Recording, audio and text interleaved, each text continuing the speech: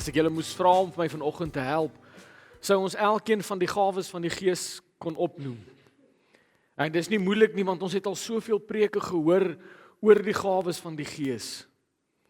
Ons teksgedeelte is 1 Korintiërs 12 vers 4 tot 6. Ons het al so baie gepraat oor die gawes van die Gees. Herhaaldelik oor en oor profesie, genesing, evangelisasie, apostels, leraars, pastore. Julle ken dit, julle weet wat is die gawes. Ek glo net met alles in my dat die rede hoekom ons so min van dit sien werk, is omdat ons nie heeltemal verstaan hoe dit werk nie. En ek wil vanoggend uit hierdie teksgedeelte wat ons het vanoggend vir julle voorhou oor hoe werk dit? Want ek glo met alles in my, as ons weet hoe dit werk, gaan ons meer vrymoedigheid hê om dit te gebruik. Is dit nie so nie? Ek dink op die stadium hanteer ons die gawes van die Gees soos 'n helikopter in jou tuin. Maak dit vir julle sin? As jy nie weet hoe om te vlieg nie, gaan jy niks met hom kan doen nie. Hy gaan net daar staan. Sien, God sê op 'n stadium vir sy volk in Hosea, hy sê my volk gaan ten gronde omdat hulle die kennis van my verwerp. Ek het altyd gedink dit is as gevolg van 'n gebrek aan kennis, en sekere vertaling sê dit eintlik so, maar die naaste, die akkuraatste is omdat hulle die kennis van my verwerp. Sien, daar kom op 'n stadium in jou geloofslewe, in jou stap met die Here, waar ek het nie geweet nie, is nie meer 'n verskoning nie. Daar kom 'n punt waar die Here sê, maar ek gaan jou leer, sodat jy weet, sodat jy dit kan gebruik. Sodat ons nie ten gronde sal gaan nie, maar dat ons die kennis van God en wie hy is en hoe hy ons wil gebruik, sal aanvaar en aantrek. En hy gee sy woord vir ons met al die kennis in. En ek wil vanoggend sê, ons moet boonbehalwe Sondagoggende die moeite doen om in die woord van God uit te kom. As ek jou net op 'n Sondagoggend moes kos gee en ook net ontbyt, hoe lank dink jy sou jy dit gemaak het? Ons sorg so mooi vir hierdie liggame, hierdie vleeslike liggame. Ek weet dit lyk nie so nie, maar ek sorg vir myne tussen 4 en 6 keer 'n dag. Nee, niks van 3 keer 'n dag eet nie. Nee, ek sal agteruit boer as ek net 3 keer 'n dag eet. Kom ons sorg vir ons geestelike liggame net so, ons geestelike lewens. Kom ons kyk wat sê die woord rakende hierdie geestelike gawes en hoe ons dit moet gebruik en wat dit tot in staat is. Hierdie ding gaan nou uit my keel uitkom.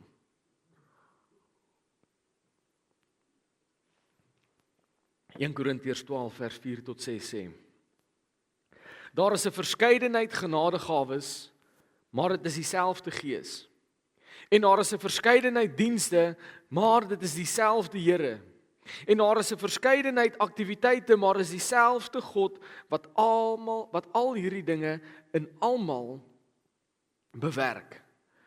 Nou vanoggend wil ek vir julle sê, ons het nou al baie gepraat, of dalk nie ons nie, maar julle was seker al by 'n diens gewees wat iemand met jou gepraat het oor die verskillende gawes van die Gees. En wat elkeen min of meer doen, en waar jy elkeen in die Bybel kry, en daar's gedeeltes uit Korintiërs uit, en daar's gedeeltes uit Efesiërs uit, en Romeine het ook 'n klomp, en ons het al hierdie goed bespreek, ons het al die verskeidenheid gawes, het ons al bespreek, herhaaldelik. Maar hoeveel keer het ons al die verskeidenheid dienste van die Here bespreek? Wie kan gou-gou vir my sê, net sommer by my hande opwys, dis nou jou tyd om te brag. Wie van julle weet wat is die verskeidenheid dienste van die Here? Ons weet wat is die gawes. Die gawes is nie die dienste nie. Wat is die verskeidenheid dienste van die Here? Wat is die verskeidenheid aktiwiteite van God die Vader? Weet ons dit? Maar dit is waarvoor die gawes gebruik word. Die gawes word gebruik vir die dienste en die dienste word gebruik vir die aktiwiteite van God. En ek gaan dit vir julle mooi uiteensit sodat julle dit verstaan. En moenie te sleg voel nie. Dit was 'n nuwe ontdekking vir my ook gewees. Maar dit maak eintlik soveel meer sin. Kom ons praat eers so 'n bietjie oor die gawes van die Gees. Sien Paulus sê dat daar 'n verskeidenheid genadegawes is, maar dit is dieselfde Gees. Nou, ek het al oor en oor gesê en baie by woordskool, as jou Bybel iewers te sê maar, dan kan jy maar alles na die maar onderstreep, want dit is belangrik. As daar 'n maar is, dan sê die skrywer of God die Vader, ons het nou hierdie ding bespreek, maar wat jy moet onthou, hierdie weet jy, hierdie moet jy onthou. Maar dit is dieselfde Gees. En ons weet wat is die gawes. Ons sien soveel mense loop met hulle gawes soos een van hierdie, nou gaan ek weggee dat ek nie in die weermag was nie. Sterretjies op hulle skouers of patches, ek weet nie. So kan ek julle 'n ding vertel. My pa het op 'n stadium in hierdie weermags memorabilia het hy bymekaar gemaak en verkoop en hy het op 'n stadium op 'n aapjas afgekom en hy het vir my een gekoop. Maar die aapjas het nog goed op sy skouers gehad. 2 sulke pyltjies, ek weet nie wat dit is nie. So ek hou dit toe op. Weet net vir Nee. Die eerste ou oomie kom onder jou en vra vir jou, en? Wat beteken die? En as jy vir hom sê jy weet nie, dan sê hy vir jy trek dit uit voordat ek dit vir jou uittrek. So ek weet nie hoe ernstig was hulle nie, maar dit klink redelik ernstig. Maar in elk geval baie mense loop so met hulle gawes rond. Ek is apostel so en so, of profeet so en so. En dit is amper asof hierdie gawe wat ek op my skouer ronddra, het amper soos 'n status of 'n rang vir my gegee. Ons weet wat is die genadegawes, want dit is die voorgrond. Dis die lekker goed. Dis hoekom ons Pinkster toe kom. Want dalk is daar genadegawes dan. Dalk gaan iemand vir my 'n woord van profesie gee of daar gaan genesing plaasvind. Nou verstaan gou een ding mooi oor hierdie teks waarom ons hier lees, wat ons nou hier voor ons het, 1 Korintiërs 12 vers 4 tot 6. Dit klink dalk baie mooi. En ek kan dit vir julle in 'n sagte, mooi stemmetjie lees, maar dis nie hoe Paulus dit hier geskryf het nie. Hierdie hele brief is eintlik 'n groot teregwysing. Paulus raas eintlik met die gemeente. Hier is eintlik 'n uittrap wat hy vir hulle gee. Want dit is juis wat die mense in Korinte gedoen het. Hulle het hulle gawes begin gebruik om rang te trek bo ander mense. Om mense te manipuleer, om vir hulle 'n hoër plek of 'n plek van status in die gemeente te kry. En dan kom Paulus en hy sê vir hulle, alhoewel daar baie gawes is, kom dit alles van een Gees af. Daar's een Gees wat ons elkeen in staat stel. En hierdie Gees trek nie die gawe van barmhartigheid voor die gawe van vrygewigheid nie. Of hy sê nie dat die gawe van profesie is belangriker as die gawe van intersessie nie. Of hy sê nie jy is regtig goed wanneer jy 'n apostel is en jy's beter as die ou wat net die gawe van geloof het nie. Dit kom van die een Gees af. En die rede hoekom ons nie in ons gawes beweeg nie, is want daar het nou al 'n paar eksklusiewe gawes die voorgrond gevat. Almal wil 'n profeet wees. So as ek nie die gawe van profesie het, waarvoor gebruik die Here my dan nou eintlik? Of almal wil 'n apostel wees. Weet julle hoeveel apostels of mense daar buite loop rond en noem hulle self apostels en die helfte van hulle kan nie saamstem oor wat die woord beteken nie. Elke gawe wat die Gees gee, kom van dieselfde Gees af. En elkeen is net so belangrik. En elkeen het sy eie doel. En elkeen bewerk sy eie sy eie plan van God uit, 'n gedeelte van God se wil uit. Elkeen. So dit wat die Here vir jou gegee het, moet dit nie minag nie. Want om te bid vir genesing is net so belangrik soos om 'n profetiese woord te gee. Om intersessie te doen is net so belangrik as om 'n pastoor te wees en lering te kan gee. Want dit kom van een Gees af. Paulus sê, daar's nie een gawe bo die ander gawe nie, hulle almal kom van een Gees af, net so is daar nie een mens bo 'n ander mens nie, want Paulus sê ook hierdie ding, die oorsprong van die gawe kom nie van die mens af nie. Want sien, wat hulle sou gedoen het, is hulle sou, as hulle in die gawes begin beweeg het, en die een ou het 'n profetiese woord gegee, of die ander ou gebid vir genesing, en dit het plaasgevind, dan sou hy so bietjie van die eer gevat het. Daai bietjie eer het gemaak dat hy op sy skouer sit, geneesheer so en so, of 'n profeet so en so, want hy wou bietjie van die eer gehad het wat nou hier gebeur het. En Paulus sê, al hierdie gawes wat onder julle werk, kom van een Gees af, dit kom glad nie van jou af nie. Nou ek weet vanoggend is dit nie 'n teregwysing vir julle nie. Vanoggend kan ons dit vat as bemoediging. Want ongeag of jy swak of sterk voel, dit maak nie saak nie. Want jy's nie die oorsprong van die gawe nie. Jy's nie die een wat die gawe bewerk nie.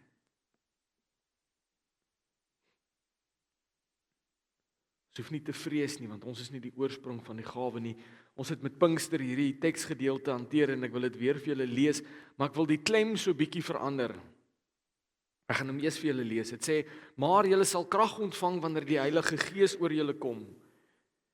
En julle moet my getuies wees in Jerusalem en die hele Judea en Samaria tot aan die einde van die aarde. En gewoonlik as iemand hierdie teksgedeelte vir julle lees, dan is die klem op krag. Maar julle sal krag ontvang wanneer die Heilige Gees oor julle kom. Hoor gou-gou hoe verander hierdie sin as ons net die klem so bietjie verander. Maar julle sal krag ontvang wanneer die Heilige Gees oor julle kom.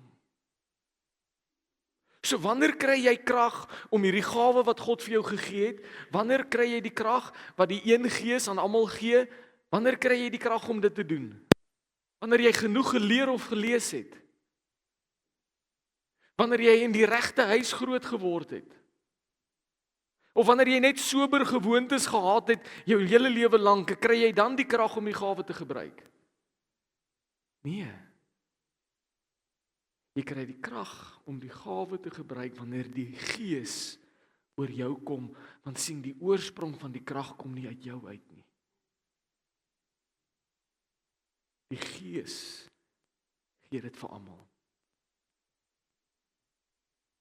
Daar is 'n verskeidenheid genadegawes, maar dit is dieselfde Gees.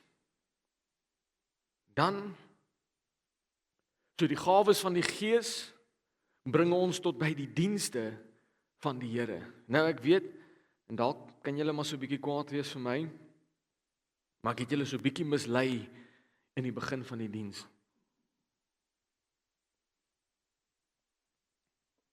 Soos wat daar 'n lys gawes in die Bybel is, gaan jy nie 'n lys dienste van die Here kry nie. Ek kon sien hoe van julle koppe gekrap. Iewers moes ek 'n preek al daarvan gehoor het, iewers kom nou. Daar is nie. Want sien vers 5 sê, en daar is 'n verskeidenheid dienste, maar dit is dieselfde Here. Paulus het nou al reeds vir ons gesê, dat daar's menigte gawe, daar's 'n verskeidenheid gawe, en nou is daar 'n verskeidenheid dienste. En weet jy wat is eintlik die probleem hierso met die dienste? Ons raak soms so vasgevang in tradisie, in 'n groef van dinge doen. Dit is hoe die mense voor my dit gedoen het, dit is hoe ek dit gaan doen, en dit is hoe die mense na my dit gaan doen. Weet julle wat is die verskil tussen 'n groef en 'n graf? Net die diepte. Maar dit kom op dieselfde ding neer. En ons is so vasgevang in die manier hoe ons dink dinge moet werk en wat dinge moet bewerk, dat daar is tot en ek breek nie hierdie plekke af nie. Dis goed om kennis op te doen. Maar moenie vasgevang raak in 'n tradisie nie. Daar's skole wat profete oplei. Want ons dink ons weet presies wat profesie moet wees. Daar's genesingsskole vir mense wat bid vir genesing, want ons dink ons weet presies hoe werk dit om te bid vir genesing. Ons dink ons weet presies wat dit moet doen. Ek moet bid en hande oplê en genees en tada.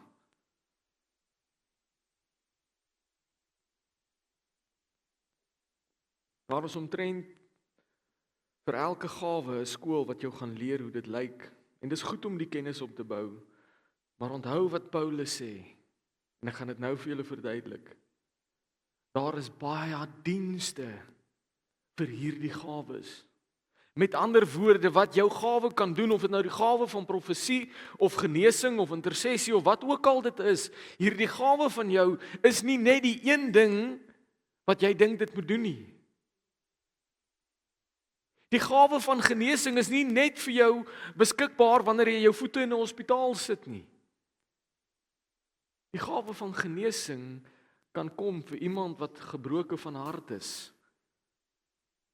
Wanneer jy vir hulle bid, jy met hulle praat en hulle beleef genesing op 'n emosionele vlak.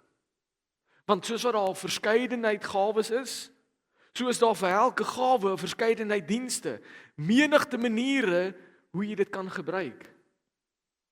Kom ons vat byvoorbeeld die gawe van lering. Sien, ons mis soveel geleenthede omdat ons vasgevang is in die mindset dat daar's net een doel vir hierdie gawe, die gawe van lering. As iemand vir jou sê jy het die gawe van lering, dan sê jy, ek praat nie oor 'n mic nie.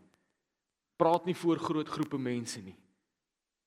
Hierdie, om hier te staan, is maar een klein aspekkie. Kan ek 'n mens dit sê? Klink soos 'n klein stukkie bacon. Aspekkie.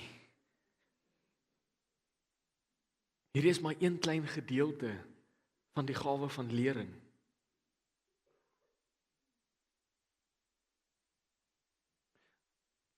As jy 'n ouerige man is, en jy stap 'n pad met 'n jong man, en jy leer hom hoe om vrouens te hanteer, en hoe om te werk, jy is besig om vir hom lering te gee, deur die gawe van lering. As jy 'n ouerige dame is, en jy stap 'n pad met 'n jonger dame, en jy leer haar die goed van 'n dame,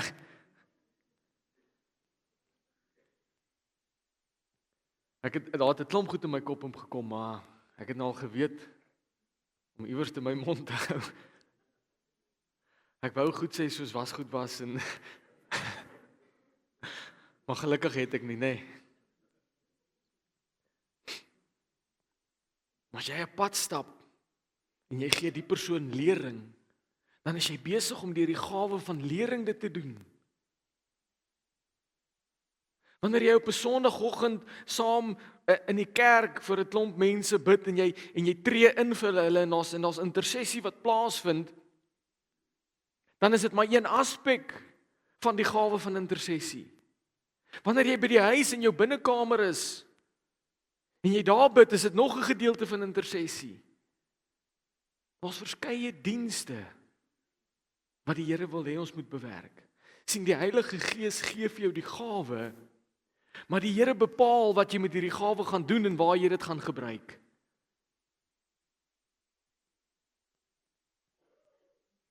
So kan ons nie meer net dink dat die gawe van profesie is net vir Pinksterdienste nie.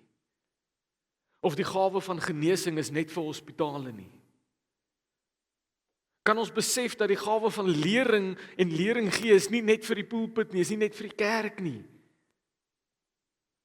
Evangelisasie is nie net vir die straathoeke nie. Intersessie is nie net vir die bidkamer nie. Daar is 'n verskeidenheid dienste vir die gawe in binne jou, en ek wil jou vra vanoggend, laat toe dat God jou vir elke diens gebruik. As jou hand iets goeds vind om te doen, doen dit. Gebruik die gawe. Of julle net nog 'n vers lees, dit sê Efesiërs 2 vers 10, ons is immer sy maaksel, geskep vir in Christus Jesus om goeie werke wat God voorberei het te doen en daarvolgens te leef. God het jou gemaak vir 'n goeie werk. Is dit wat daar staan, enkelvoud? Nee, goeie werke, meer as een, verskeie werke. En jy bepaal nie wat die werke is nie, hy doen. En dit bring ons by die laaste aspek van wat Korintiërs met ons oor praat. Die aktiwiteite vir God. Nou ek moet sê, die een het ek so 'n bietjie mee gestoei om uit te figure presies wat is die aktiwiteite van God? Want wat meer is daar as die gawe en wat die gawe doen? Wat is daar nog in hierdie som van hoe ons gawes gebruik? Want vers 6 sê, en daar is 'n verskeidenheid aktiwiteite, maar dit is dieselfde God. So wat Paulus sê, is die gawes kom nie van jou af nie, maar van die Gees. En die doel van die gawe word nie deur jou bepaal nie, maar deur die Here. So wat Paulus nog vir ons sê, die woord aktiwiteit hierso. En dis wat dit vir ons oopsluit. Die woord aktiwiteite, of daai woord wat ook al dit in jou Engelse vertaling is, kan eintlik nader vertaal word na die woord uitkoms toe. Die uitkoms van hoe jy jou gawe gebruik en vir wat jy jou gawe gebruik, word deur God bepaal. So jy bepaal nie wat se gawe jy kry nie. Jy bepaal nie hoe hy gebruik word nie. En jy bepaal ook nie die uitkoms daarvan nie.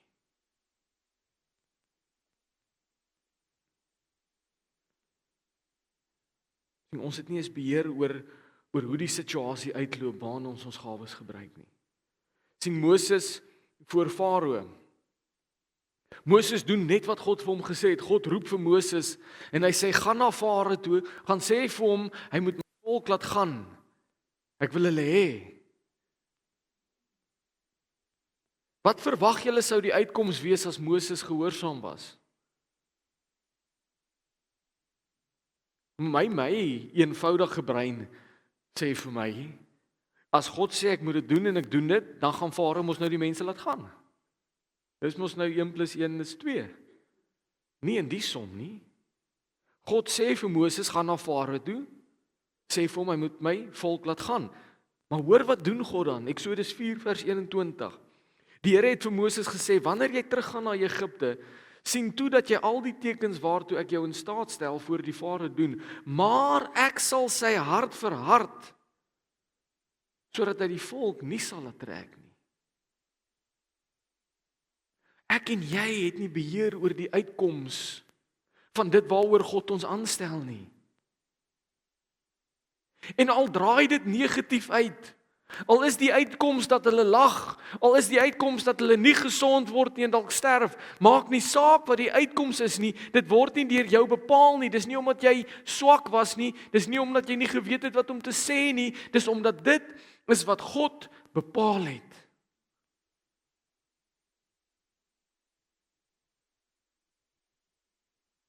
God stuur vir Moses om met Farao toe gaan praat, maar in dieselfde asem maak hy sy hart toe sodat hy die volk nie laat gaan nie.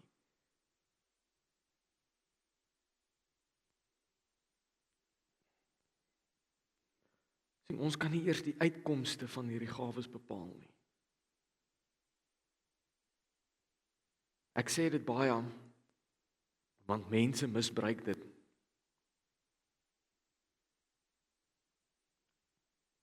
Ek dink een van die gevaarlikste gawes is die gawe van profesie.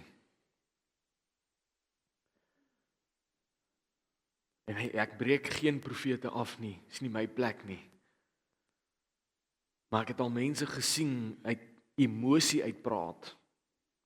Ek het al goed gelees en op die internet gesien van profete wat mense gaan navors en gaan opsoek in hulle persoonlike lewe en dan 'n profesie daar rondom formuleer.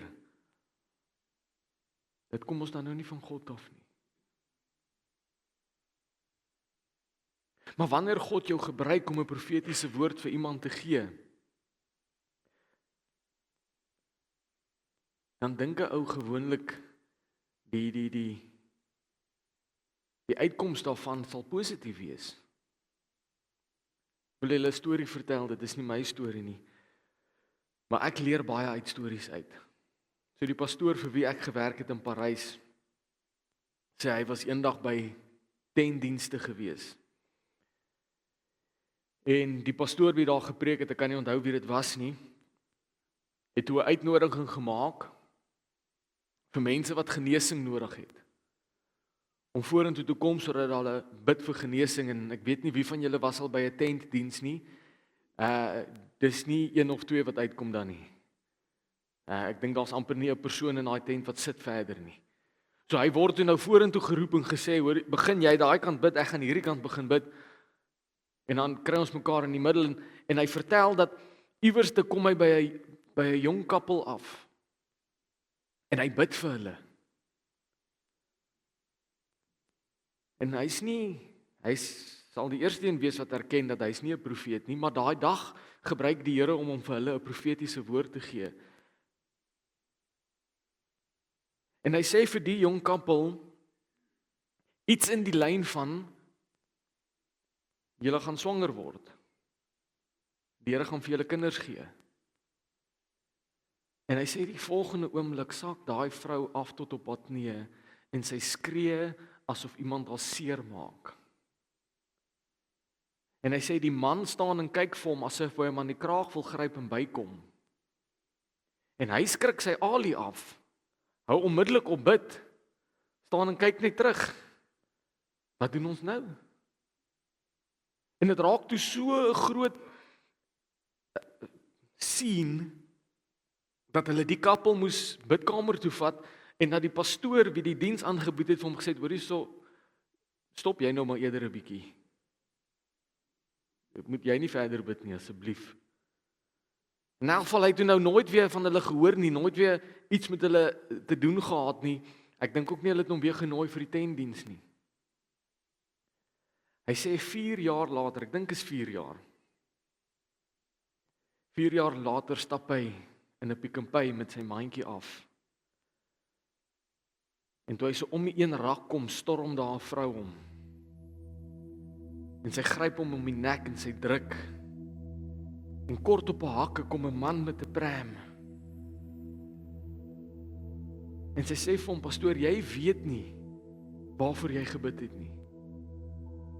Hulle was by daai diens gewees want sy sou die volgende dag haar eierstokke gaan laat uithaal het. Want sy het gewasse gehad. En hulle het na daai aand besluit om dit nie te doen nie, want die Here het gesê. Hulle het die volgende dag die operasie gekanselleer. En hulle sou nooit die geleentheid gehad het om kinders te hê.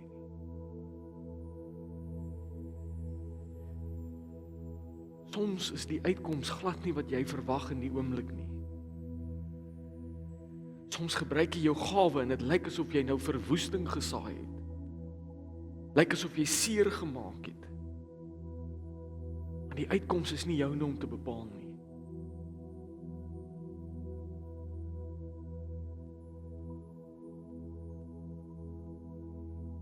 God se plan maak nie altyd vir ons sin nie. Maar vertrou dat sy paaie is hoër as ons paaie. Sy planne is hoër as ons paaie. So ek wil afsluit deur om vir jou te vra, wat is jou rol? Wat is jou rol in hierdie hele plan dan? Wat is jou rol in hierdie gawes en waarvoor dit gebruik word en hoe dit gebruik word en wat die uitkomste is daarvan? Is dit jou rol om jouself te beperk tot net een gawe? Is dit jou rol om seker te maak dat jy genoeg skole bygewoon het sodat jy presies weet hoe die gawe werk en hoe God dit wil gebruik? Is dit jou rol om te kies waarvoor dit gebruik word? of wanneer dit gebruik word. Is dit jou rol om die uitkoms van al die werke van hierdie gawes te bepaal? Sien die geheim vanoggend is, al wat jou rol is, al wat jy moet doen, wees net gehoorsaam.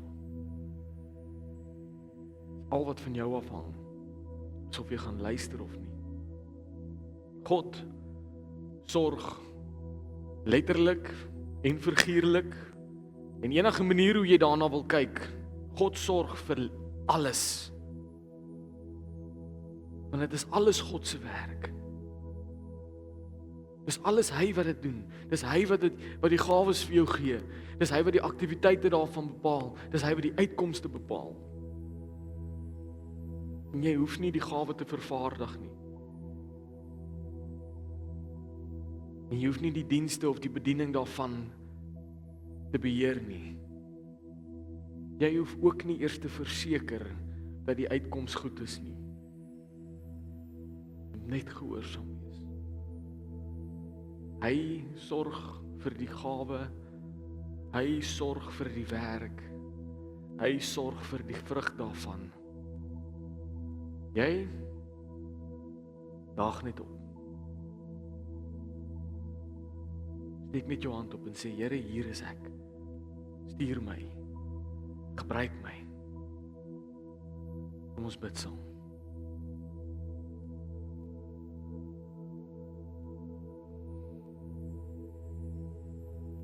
Here, ons wil vir U al die lof en al die eer kom gee. Want Here, U is die koning bo al die konings. Here, U is die God bo al die gode. Here, U sit op die troon, Here, en U is lewend en U is bo alles en almal, Here. En ons wil vir U vanoggend al die eer kom gee, Here, vir dit wat U doen. Here, my gebed vir hierdie diens vanoggend en vir hierdie woord en vir die mense wat hier sit, liewe Heer, is dat ons hierdie een ding sal besef, dat U doen al die werk, Here, en ons moet net opdaag. Here, mag die wete dat U die een is wat alles doen, al die vrees by ons kom verwyder, Here. Ek wil bid en vra dat U elke persoon hier meer en meer sal begin gebruik, liewe Heer, in die gawe wat U vir hulle bestem het, Here.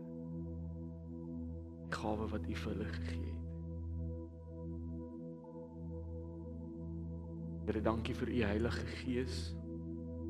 Dankie dat U Gees binne in elkeen van ons woon en met ons praat en ons leer en ons herinner en ons in staat stel om al die goeie werke te doen, Here, wat U vir ons bewerk het. Here, ons gee aan U al die lof en al die eer en al die heerlikheid. Ons bid dit in U almagtige en heilige naam alleen. Amen en amen.